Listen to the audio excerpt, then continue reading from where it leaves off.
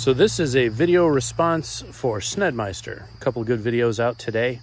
One about the overuse of terminology, and then the other one is about nihilism and free will. I'm going to combine them both in this response just because that's how I do it.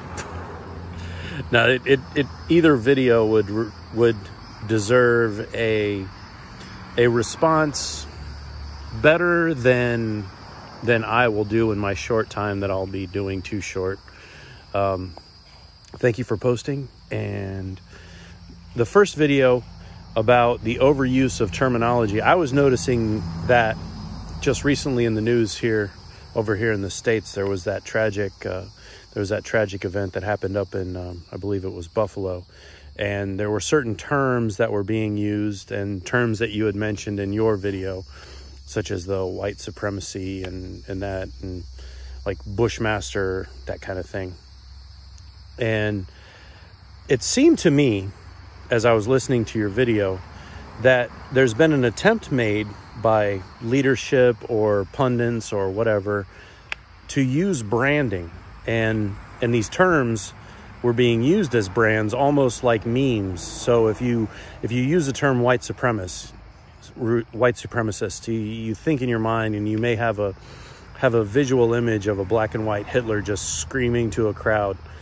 Or if you think of like a Bushmaster style assault weapon, you think of that image of a rifle, and they want it to elicit, I would imagine, if I were them, I would be using those terms in order to elicit a certain feeling or emotion or an image in the mind of my audience. But what do you do when it's been overused and it's been played out? That's something else, man. And it's like you said, it seems as if the audience for that just laps it up and goes along with it and uses it themselves. And that's that audience, I think, that you're talking about, that is going to need to run their course and almost can't be reasoned with because they're completely detached. My hope is that there's not as many of people that are like that, whether a person is a left-wing fundamentalist or a right-wing fundamentalist, and that there is hope and that there is some place that they're going to be able to listen in the middle of it. But who's to say? When you mention the perspective of the right wing to the left, my thought is when we speak of a right-wing fundamentalist, that paints a very clear picture versus a left-wing fundamentalist. But it doesn't seem like that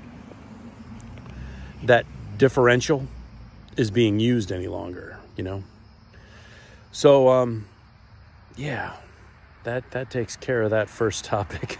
I don't have an answer other than I wish that I couldn't agree with you about the people in that category are going to hit a wall of some sort, because that's not how civilization continues. So I agree with you on that. And the matters of free will and what you were saying about the envying of the religious, I watch that through the context of a person who could be considered religious, a person who could be considered a person of faith. What's interesting, what you said about those people knowing that they possess a free will, that struck a chord with me, because in my faith, what we did with our free will prior to salvation through Jesus Christ was not good. So that free will was being misused prior to our salvation. And then, even post-salvation, plenty of people who claim to be of that faith, don't always live the life that you're ideally supposed to, as your deity did when you walked the earth, So when I listened to your video, I took it as sort of the other way around. It brought to light my knowledge of, okay, you're behaving this certain way and feeling this very certain way. Well, you can completely choose to do this other thing. And God made you with that choice. And believe it or not, in my faith also, feeling that you have the lack of a choice is the work of the enemy. So when you said that when you see at the end of the day, feeling like you're part of a machine, what I took that away as, if a person has a very strong internal moral compass, then there's going to be situations, decisions, and variables that you're taking part in that may seem fixed, because as a moral individual, there's a certain decision that a moral individual would make no matter what, and you're not going to break from that morality.